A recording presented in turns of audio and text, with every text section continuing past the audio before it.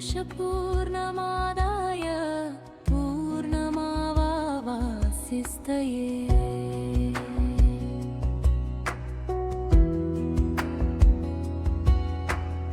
என்னுடைய பாபா என்னுடைய பாபா உடைய பாபா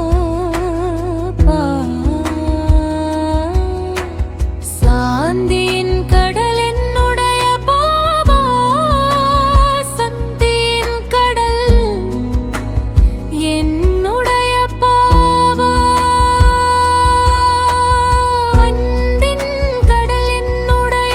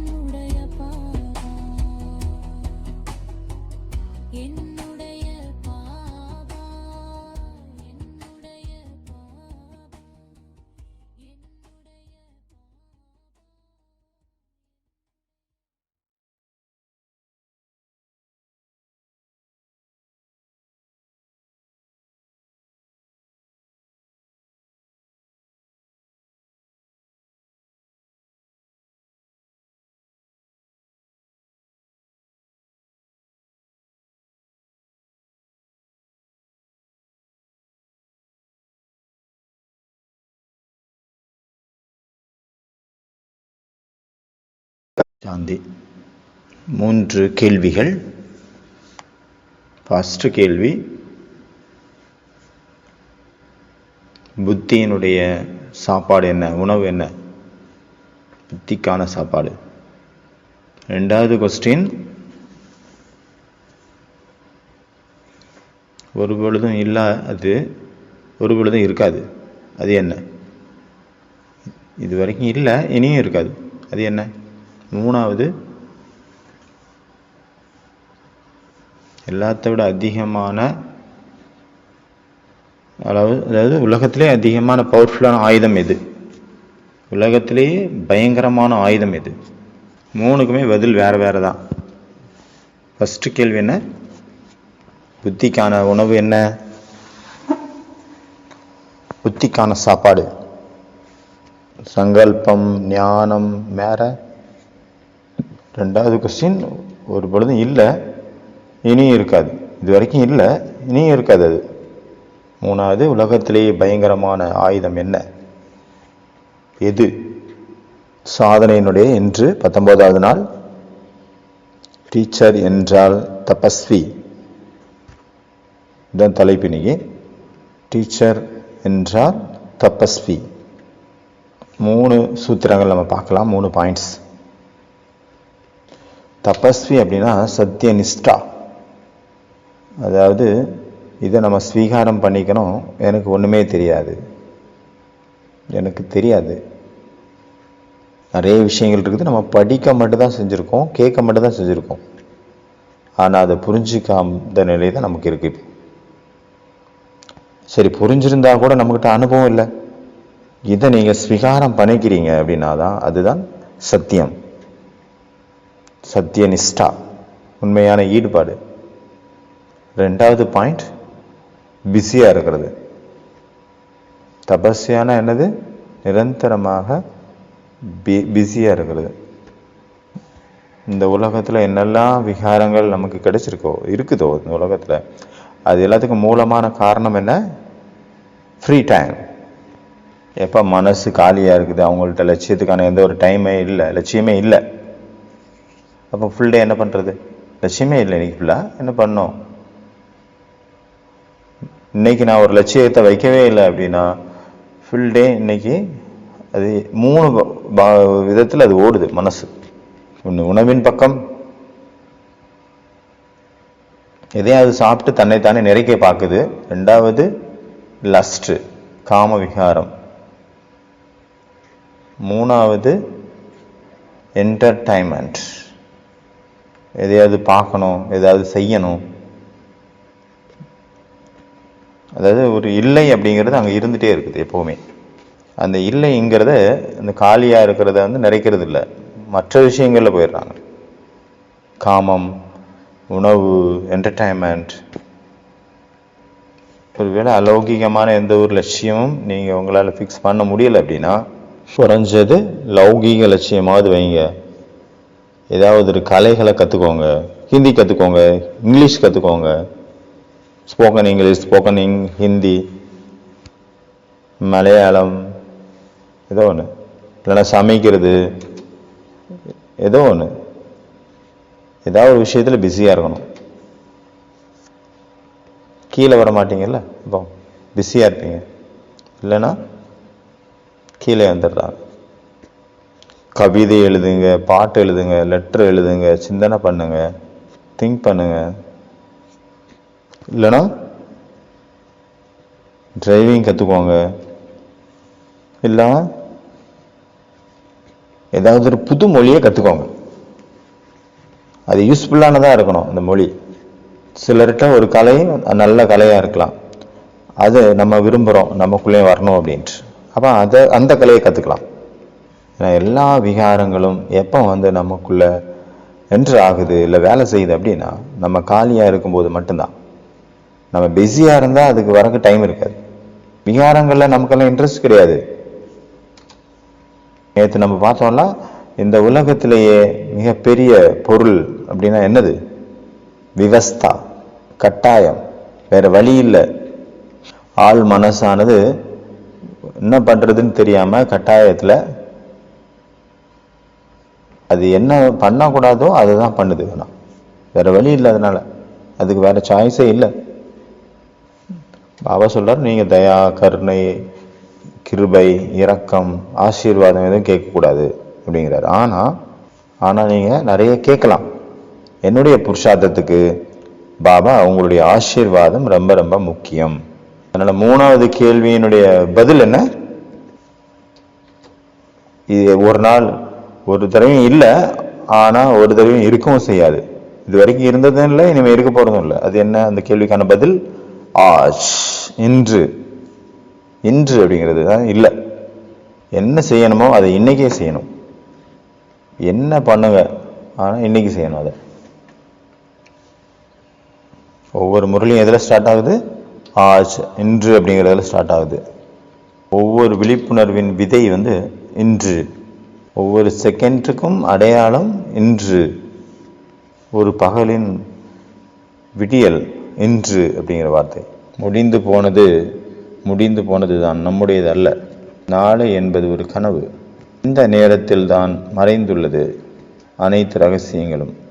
சிவனுடைய அழைப்பு இன்று.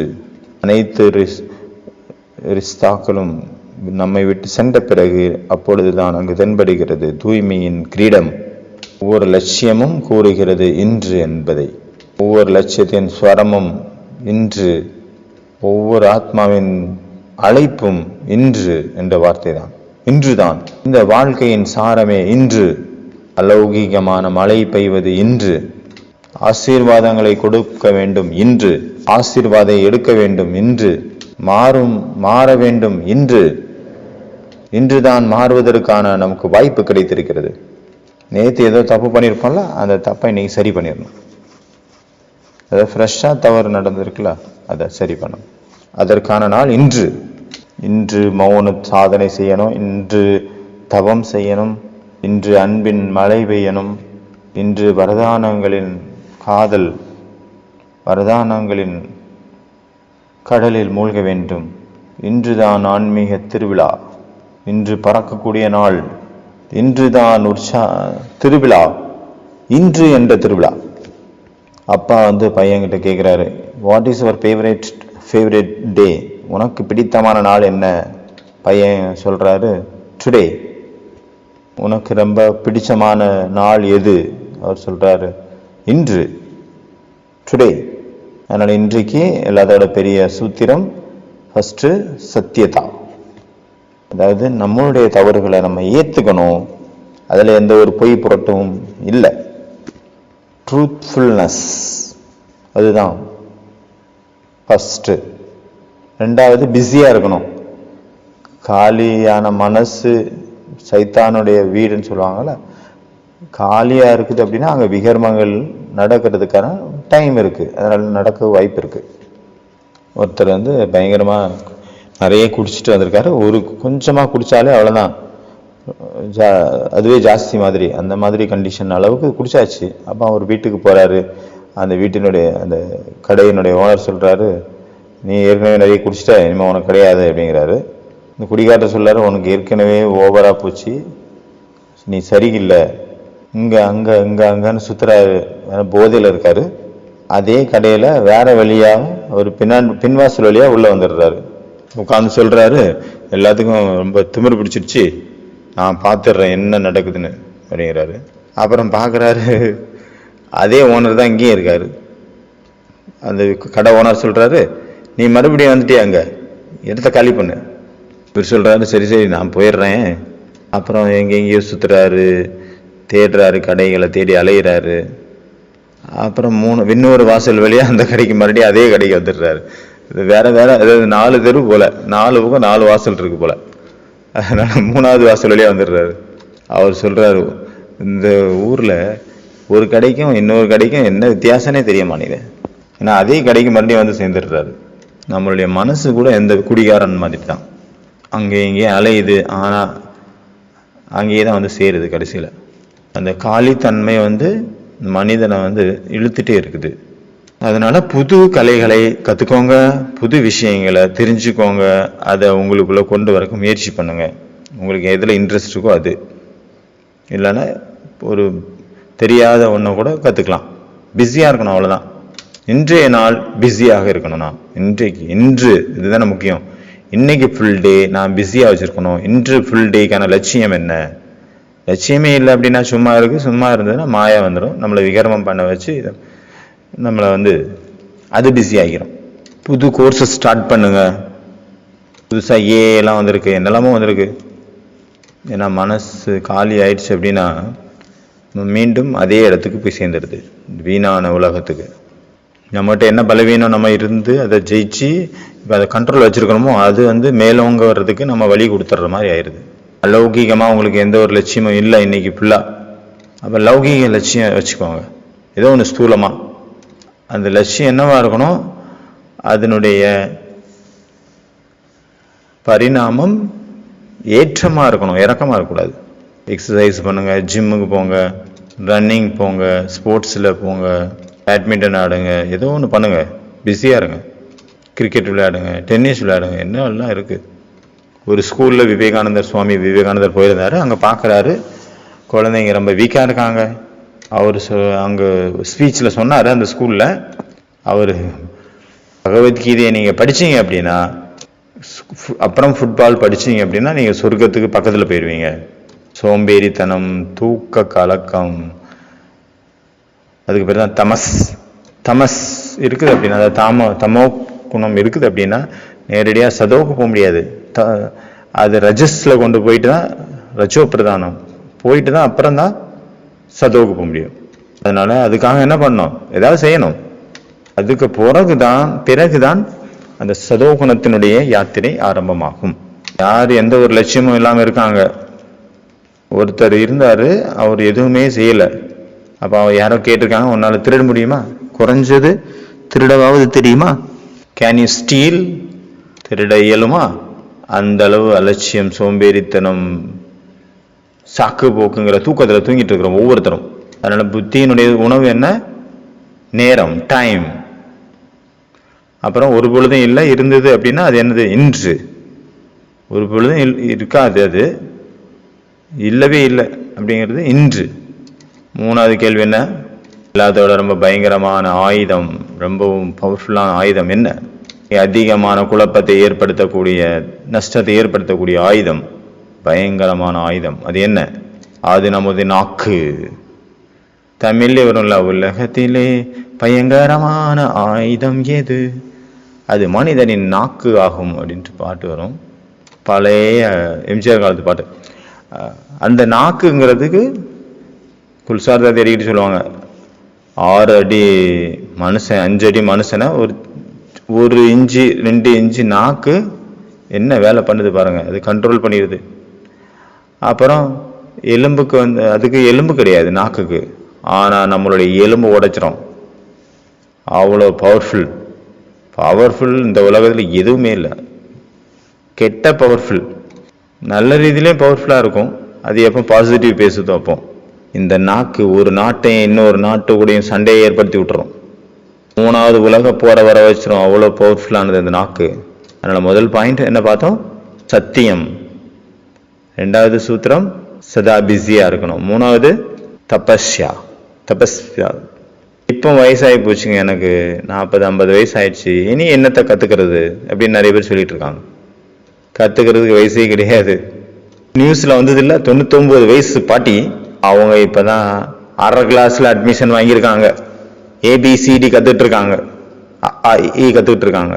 அதனால கத்துக்கிறதுக்கு வயசே கிடையாது. எனக்கு வயசாகி போச்சு, யூத்துகளுக்கு கத்துக் கொடுங்க, சின்னவங்களுக்கு கத்துக் கொடுங்க அப்படின்ட்டு நிறைய பேர் ஒதுங்கிக்கிறாங்க, கத்துக்கிறதே விட்டுறாங்க.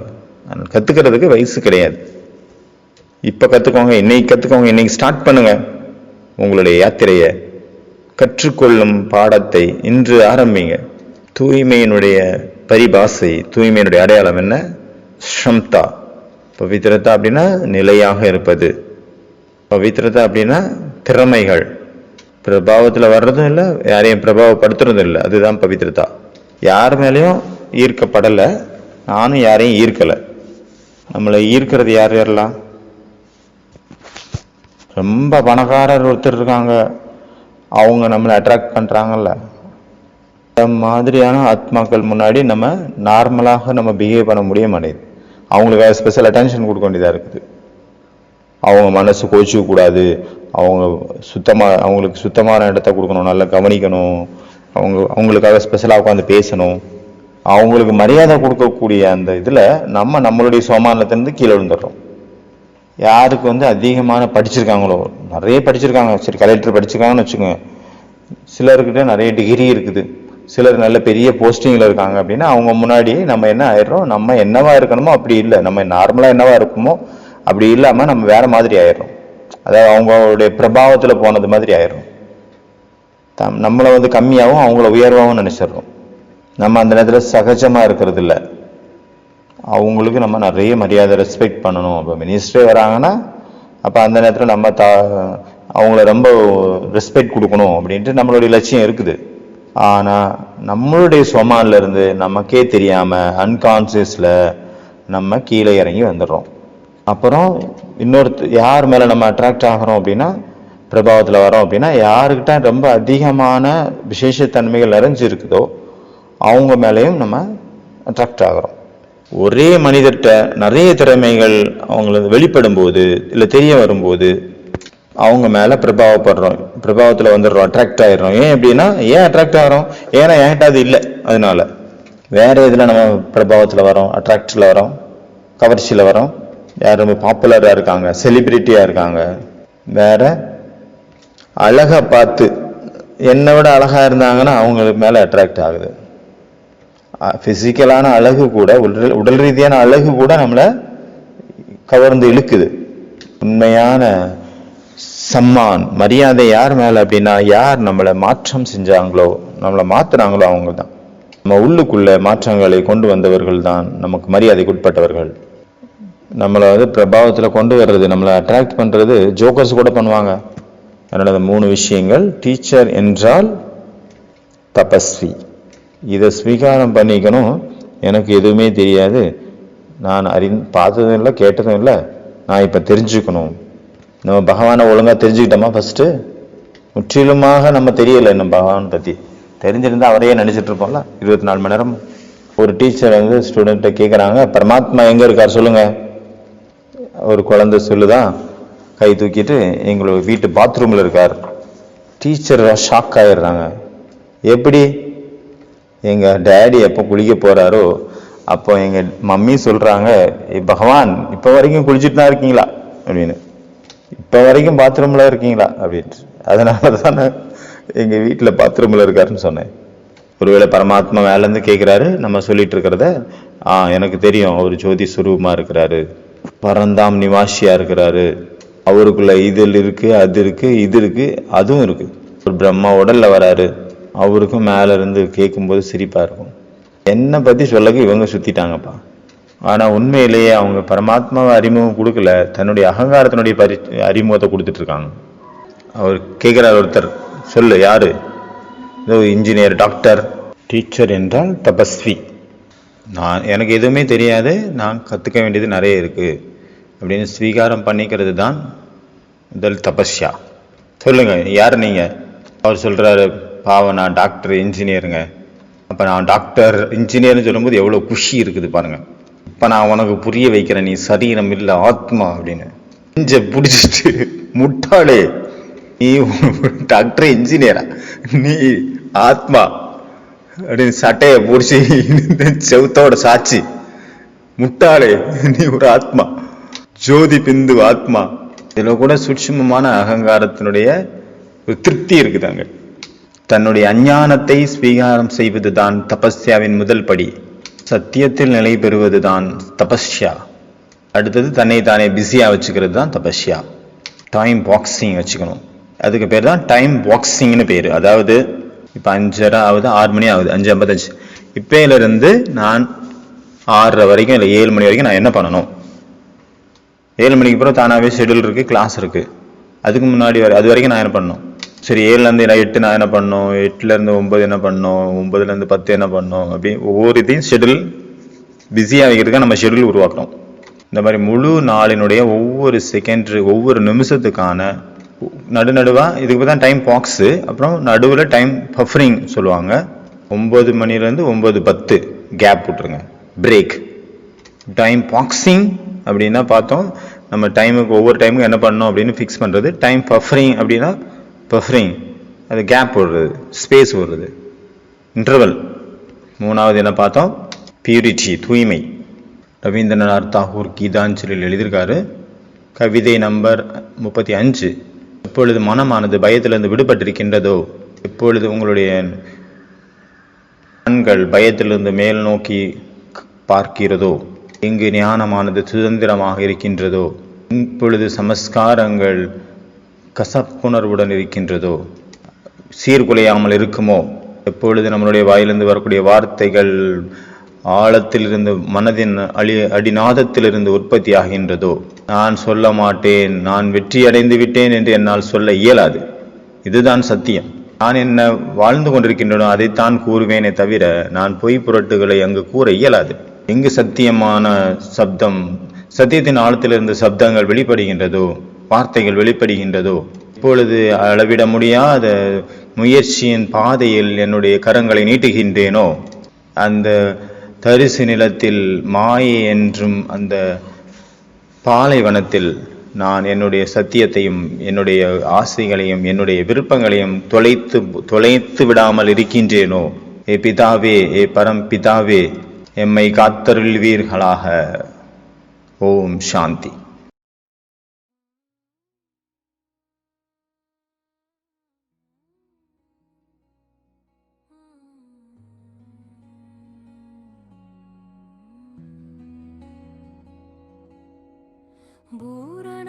पूर्णमनपूर्णमिदं पूर्णात् पूर्णमुदच्यते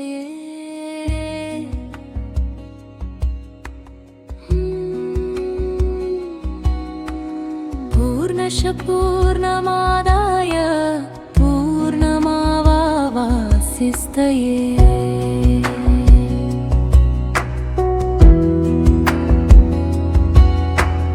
என்னுடைய பாபா, என்னுடைய பாபா, உடைய பாபா,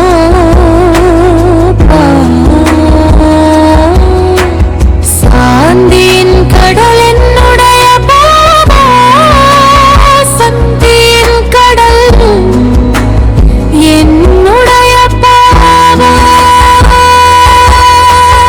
அன்பின் கடல் என்னுடைய பாபா,